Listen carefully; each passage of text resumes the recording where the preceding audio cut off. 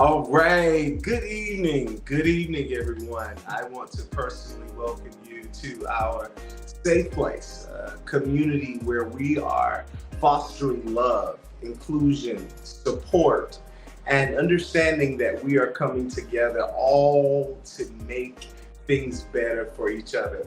How many of you are just really grateful to just kind of be on this forum today where we're coming together to talk about critical issues. We're talking about things that some of us have endured personally, some of us have seen in our family, and those of us that may not have even personally experienced it, we are still able to identify and to relate. So I want you to reach out to people. I want you to tell them, hey, listen, come on, get some advice, get some support, find out some resources, learn some answers. Because one thing that we must understand is that there are some mistakes we make, but there's some mistakes that make us. And sometimes we don't even understand it because of the shame and because of the personal degradation that we feel. But we're going to come together tonight and just take a moment and just really, really delve into those things that we feel will be pertinent for you at this point in your life and in this safe place community. I believe there's a lot of times that people deal with the things that they deal with simply because they just don't feel safe, right? How many of you ever been at a place before where you just knew that, sometimes you dealt with certain things or you knew someone that dealt with certain things because they just felt like that they didn't have any alternatives, that they didn't have any other options? Well, we want to make sure that we are, as a safe place, creating a hub, creating a community where there is a voice and where there are resources for those that so desire. Now, tonight when you come in, I want you to come in a judgment-free zone. I want you to know that there's no condemnation. There's no one looking at you differently. There's no one that will be saying, I cannot believe this or that. This literally is a safe place, and this literally is an opportunity for you to come in and know that where you are called to is a safe place. So right now, I want you for just a minute, take a moment. I want you to tag. I want you to like. I want you to share because this is something that I'm finding in our community. A lot of times we don't want to deal with counseling and we don't want to deal with what do we say in our community, anyone knowing our business. But today, it is very important for you to know that you don't have to suffer in silence.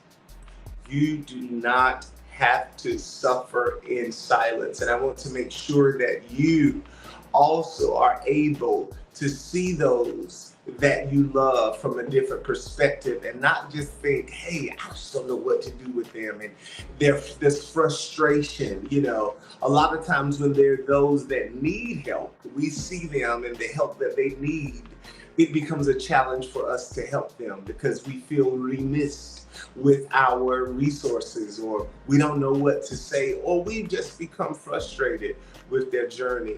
Well, this is the time now for us to talk about it. It's been on my heart for some time. You all know this, that we've been attacking human trafficking since the year 2000. And back in 2000, we started working on initiatives nationally as well as internationally. And we have some great testimonials, some great, powerful things that we're going to have different individuals that we've had an opportunity to help come and share and to let you know that you don't have to deal with that stigma and that stigmatization that a lot of times if we dealt with things or if we walk with things or walk through things, we just don't want anyone to know. Well, we're going to get rid of that stigma today. And again, I'm Dr. Christopher Paul, and I am so excited to be with you this evening. And we also have a very, very special guest tonight with us, and I am just honored to have her with us tonight. And she is a wonderful woman. She is a woman that is standing for so many causes, social justice. I mean, you name it, this woman has served in different capacities, and she has a heart of love. And I believe that she is a voice and a resource for us in this hour. I had a wonderful opportunity to view her doing an interview. And guess what, you all? She's with us tonight. The one that I have reverence to is none other than Dr. Denise McCain. She is the director of the Family Justice Center of Prince George's County, Maryland, and she is with us tonight. How are you, Dr. McCain? I am well, blessed, and grateful to be here. Thank you so much for that wonderful introduction. Oh, Dr. McCain, listen, we are just grateful again, as I've been sharing with you before, that you're here with us. And I believe that a lot of times when people are dealing with these types of things, it's not just what you say, but it's how you say it, you know. And a lot of times when people are already dealing with personal shame, it's important to have someone that you know can speak with knowledge, but at the same time, no judgment. And so Dr. McCain is with us tonight, and we're going to get into what she does and so many things. It's gonna be good. Somebody rub your hands and say it's gonna be good. And again, as I spoke with Dr. McCain, she just has the ability to release a calming and a sense of safety. It's gonna be okay, and it's the type of thing where she lets you know, kind of, there is a no nonsense approach, but at the same time, we're going to be patient with you as you walk through that. So, Dr. McCain, if you would tonight, and we're not going to hold you long. Dr. McCain is with us on this holiday weekend. So I think she loves us and she loves her calls. She loves what she does because she wouldn't be with us tonight if she didn't. And if you notice, she's in her office, still cranking it out. And you all, she had a very colloquial statement earlier. She said, it's not fair. You have the wonderful background and I'm here at work. So you all, she is working it out for us. So Dr. McCain, I want to give you an opportunity to kind of get into some things that you do and some resources that you work with at the Prince George's County Family Justice Center. But I want to ask you, as we have come together tonight, what is it that kind of gave you the desire and the passion for this type of work? Well, again, thank you so much for having me. And I don't know that I would have called it a passion. I think most people that do this work probably don't set out to do this when they go to school or about what they're going to do later in life.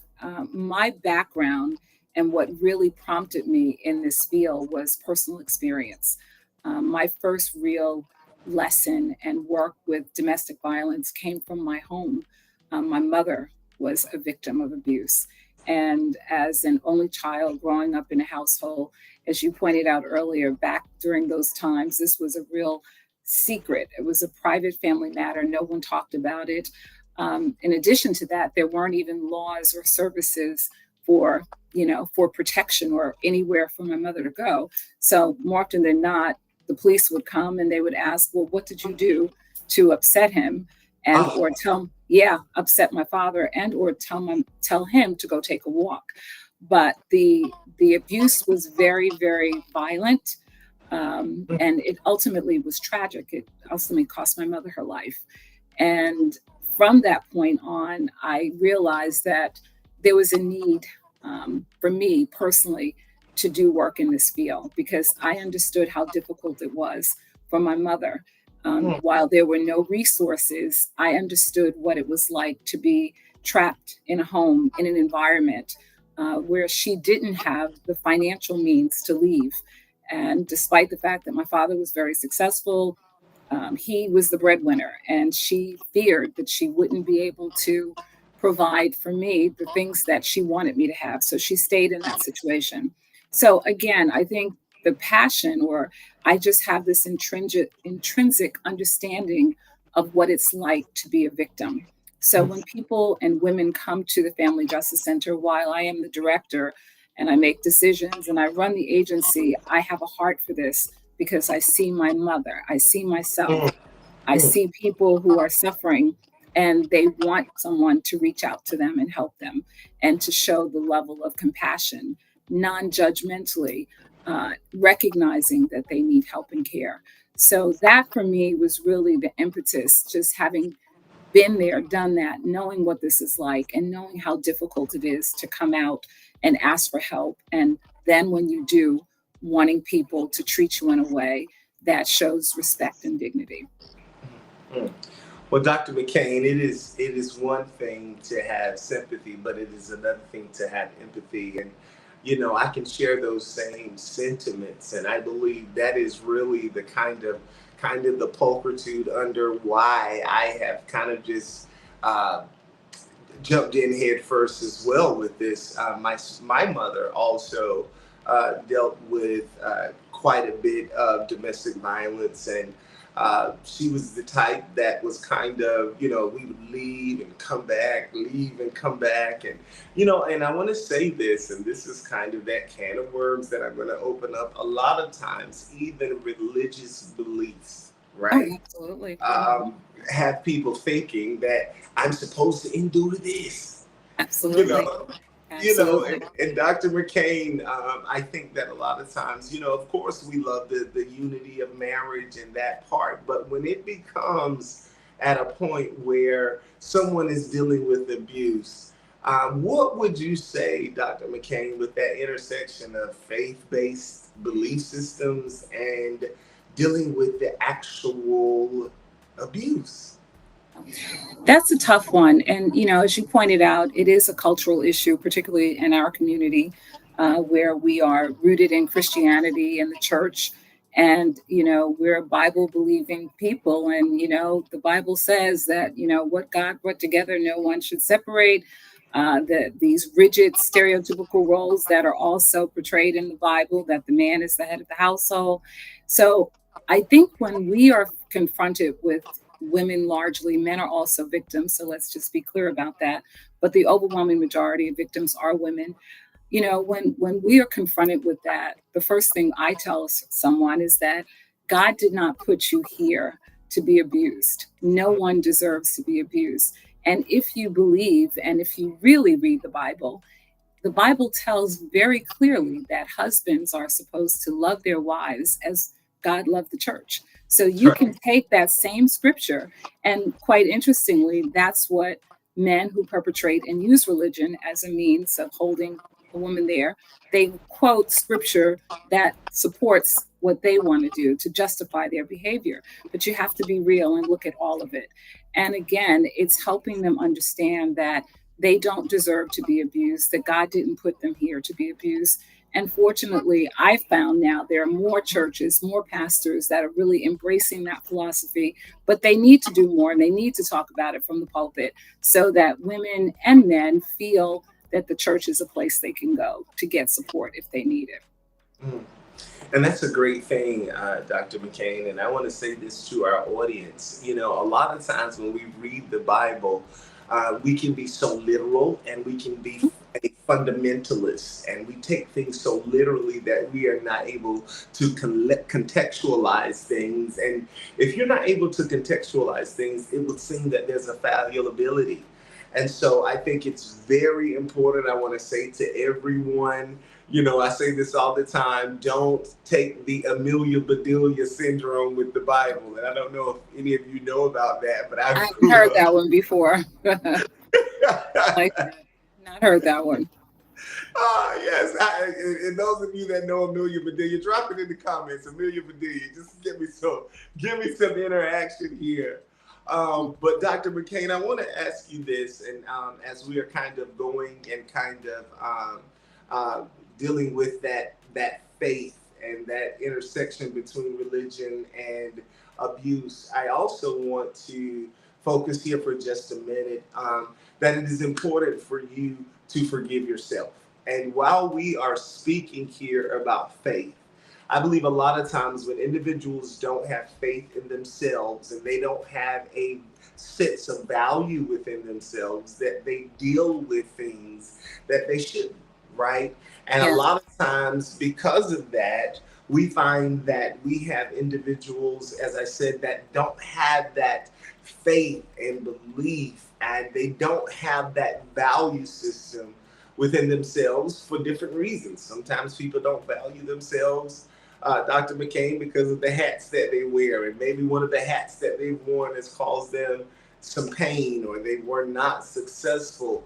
But Dr. McCain, can you talk to us just a moment here? And I know I'm off the questions, but I see that you exude confidence and boldness, and you see you assume that place, but there's still a grace and a humility. How would you encourage victims that don't see value within themselves to begin to shift that perspective? That too, I think, comes with time. And you hit on something. It really starts with self, you know, having a sense of self, a sense of self worth, recognizing your value. But for women who've been victimized, perpetrators have done a great job in demeaning them and making them feel that they're worthless, that they have no value. So it's really about really reprogramming that mindset and that thinking and recognizing who you are, your self worth. I would not have said that I was always a confident person. It's something that I had to work.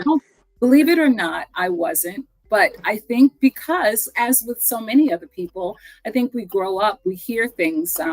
You're fat, you're skinny, you're not smart, you're not pretty. All of those things start to really resonate, and you start to take them on and to Mm, realize that those things don't define you. They don't make you who you are. And you do have value, you do have worth. And once you find it, it's really tapping into finding who you are and what you bring to the table, what makes you this unique creature that God created. I read something and saw something that God does not make any mistakes. You are a unique creature. You were made specifically by God's hand. So when women come to understand who they are, and they can shut out all the negativity and not take in what has been pushed down to their throats, told that they aren't mm, worth it, that they have no value, and understand. But that takes counseling. And I can't underestimate or minimize the value of counseling, because this is something that's yes. very difficult to step away from or to work on independently, because it's been so deeply embedded in a person. You need counseling because it's a lot deeper. As I said, what is it or I have another thing that I say to women sometimes. I say anyone can be a victim, as we know that, right? The domestic abuse, victimization has no barriers, but not everyone will allow themselves to be victimized. So I think Mm, that's really what it comes down to. Will you allow someone to mistreat you, to demean you, to physically harm you, to make you feel worthless or less than? Those are the things I think that really need to be addressed. Getting to the root of those things, and it can't be done alone. You really need to get support, really therapy, to get your help right. through that. Yes, and Dr. McCain, thank you for bringing that up about counseling, because I think that's another thing that can be stigmatized, and a lot of Mhm. times people don't understand that counseling can be maintenance. It doesn't necessarily have to be after you've broken down. And I think a Absolutely. lot of times we're waiting for the very moment we can't take anymore to necessitate counseling. But I want to say to each one of you today, and I did a series on this, self fool does not mean selfish. And I'm going to say Absolutely. that again. Self fool does not mean selfish.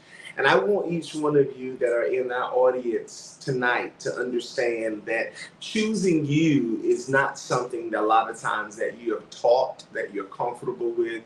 You're taught humility, you're taught servitude, but no one teaches you that you must have self maintenance, self care before you can be anything to anyone else. And so I want you, each one of you now, to just say, hey, I am not going to be selfish, but I am going to be self-full, so that when I give, I am giving out of my overflow, not out of my deposit. Yes, right? yes, If I'm giving out of my overflow, then I have enough for everyone without leaving myself in lack. But I want each one of you, this segment is tonight. Tonight is about you making some personal deposits. This segment tonight is about you forgiving yourself. This segment tonight is just for you to be able to see that there's someone I can relate to. And I want you to see Dr. McCain not just through the lens of what she's saying. You know, there's a branch of psychology called perceptual ambiguity. And that branch of psychology will take one picture and you look at that one picture one way and you see one thing. You look at that picture another way, you see something else. So absolutely. tonight, I want you to look at Dr. McCain from several different angles. I want you to see her as someone that is standing in between you and your ability to know that it doesn't have to continue if you're in that situation. Absolutely. I Help also is want you to, available.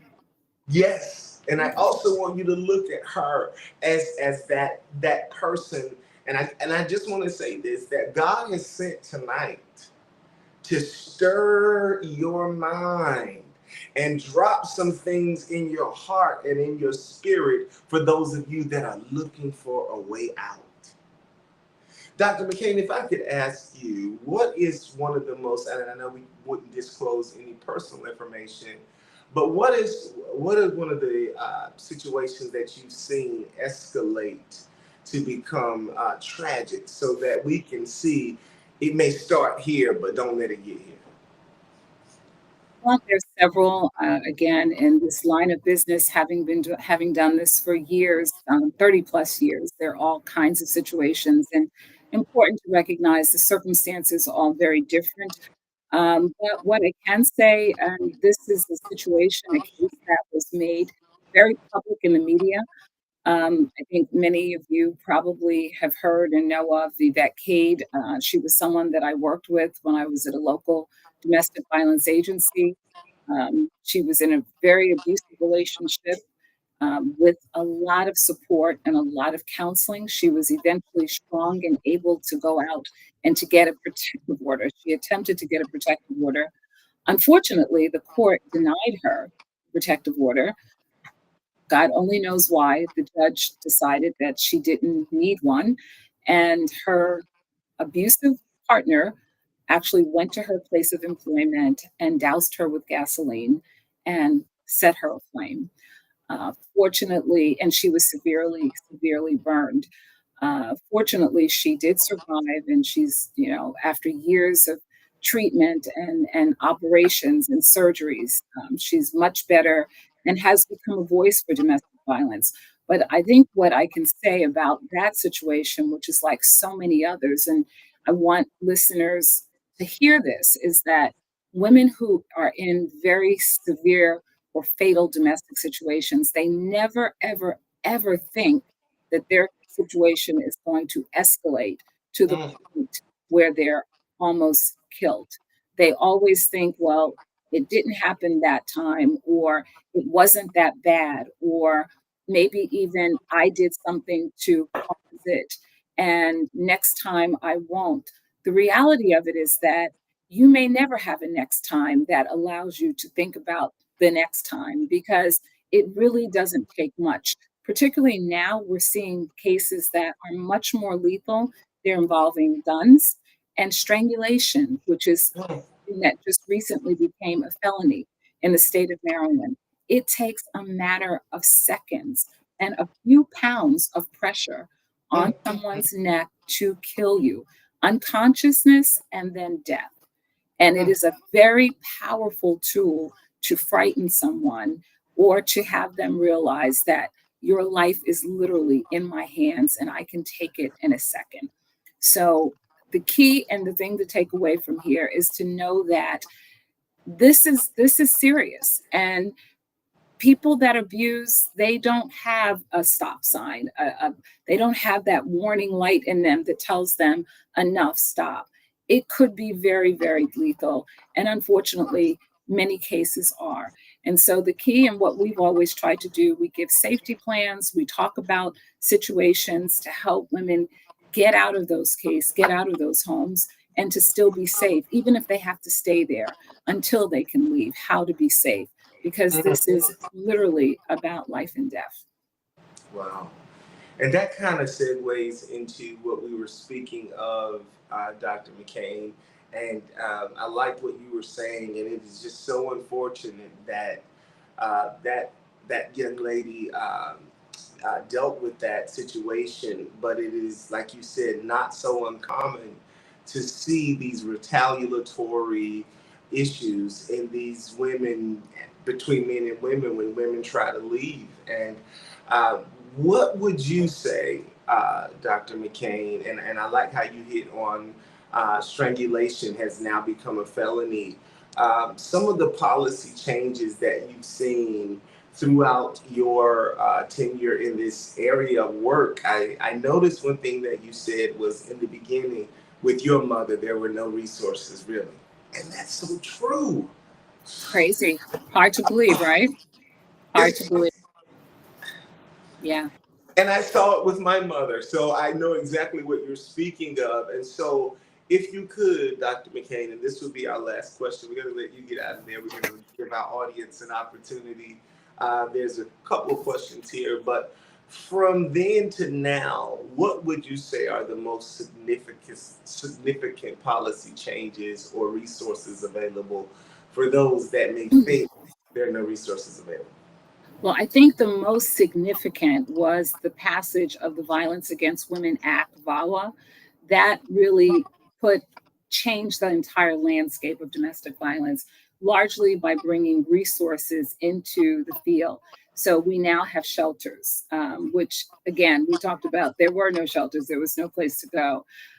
We now have protective orders, did not exist before. You know, there are actual laws, there are penalties, there are fines for not obeying those laws. Strangulation, as I pointed out, has just become a felony. There are other things that have happened, just, I don't want to say nothing is minor, but just a recognition of the fact that domestic violence is, it's a violation, it's a human rights violation, really. And women largely, it's a gender based issue that women are being victimized.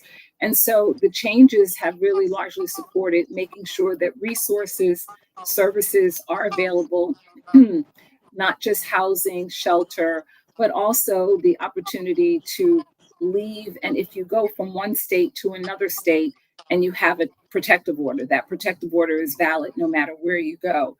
What I Mm, would really, yeah, if you get a protective order in Maryland and you go to Georgia, that protective order is still in effect. So if okay. your perpetrator tries to come to Georgia to get you, you can still hold that piece of paper up, call the police, and they will still honor it as a valid order of protection. I think what I would really like to just focus on a little more along these lines are what we need to look at with regard to changes and to some policies. While funding has been available, there is still a need for more money, particularly around housing, legal services, and mental health. Those are areas that we're finding almost everyone that comes into the Family Justice Center for support wants and needs legal assistance. Legal assistance is the most effective tool for getting out of an abusive relationship, whether it be for a protective order, divorce, custody, maintenance. All of those things fall under family law. Very expensive, very difficult to get.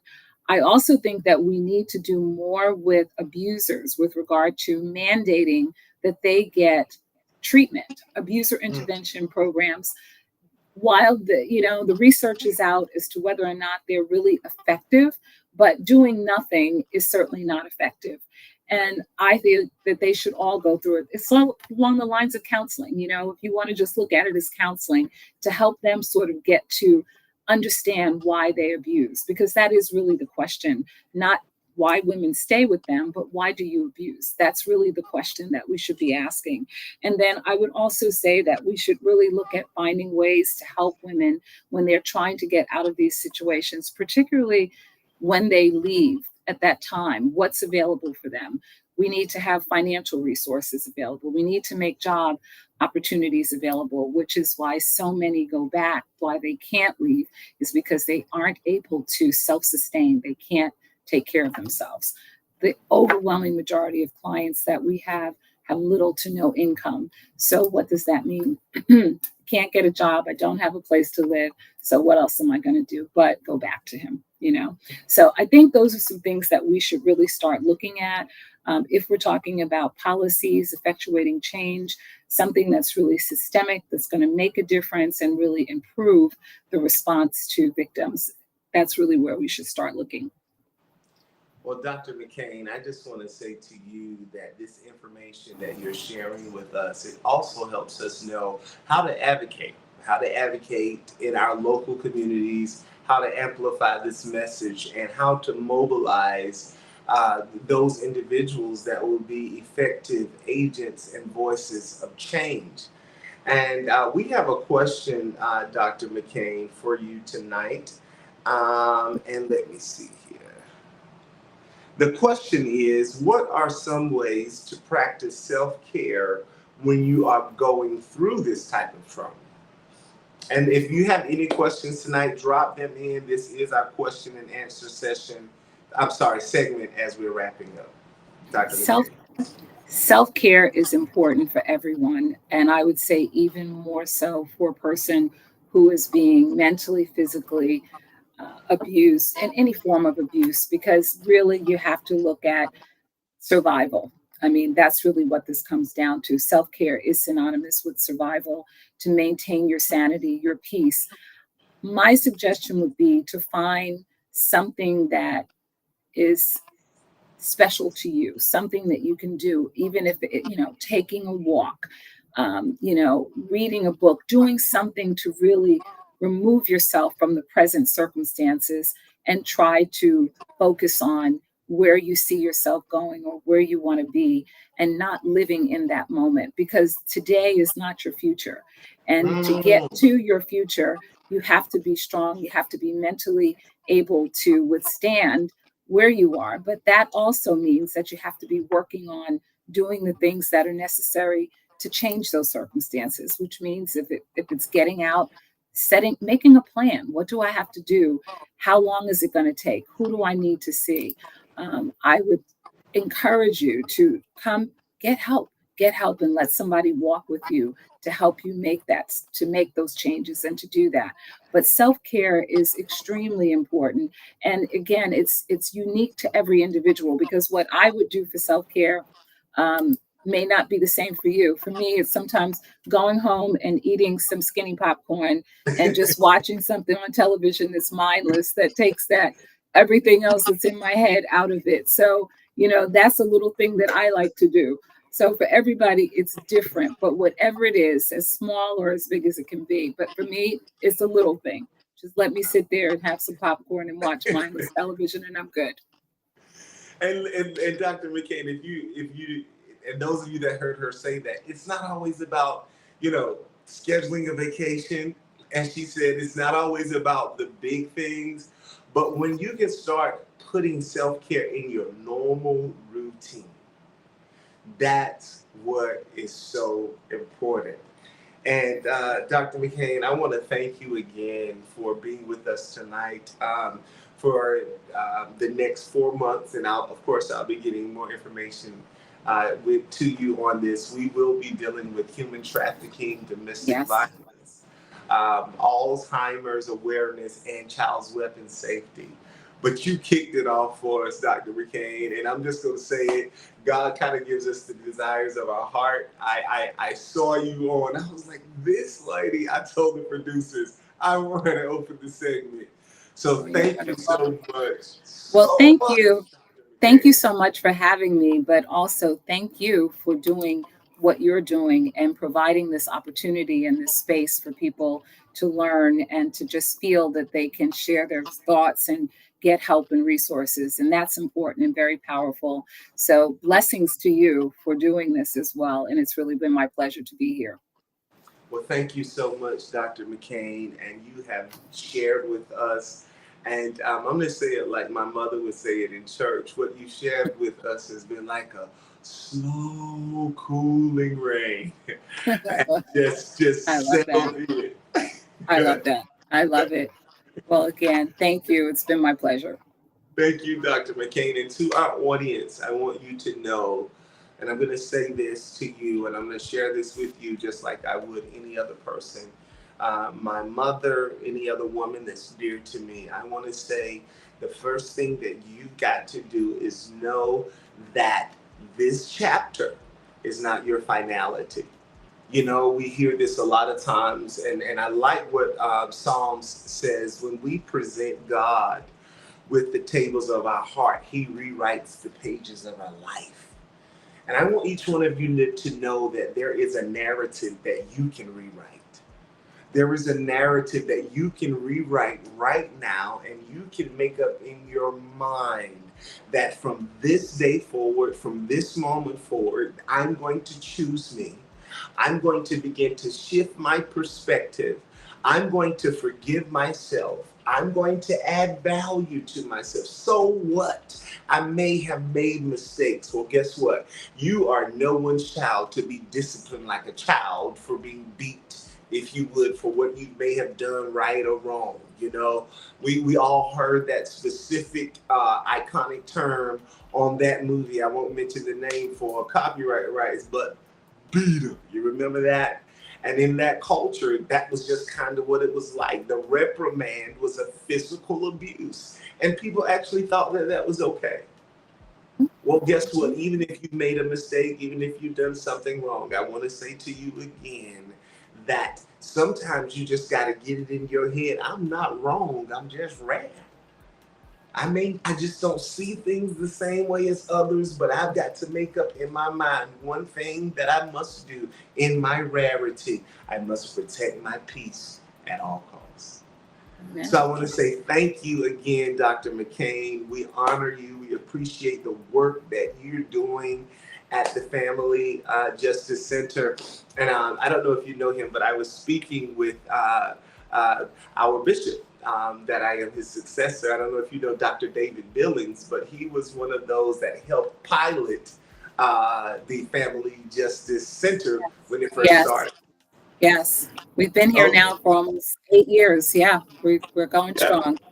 Yes, yes, yes. And thank you so much. And again, Charles, I got to say, man, you behind the scenes working the technical side. Thank you so much to all of our producers and to everyone. We will be back really soon. Keep your ears open, and you don't have to suffer in silence. I would say at our closure, peace be within your gates and prosperity in your walls. Have a wonderful night.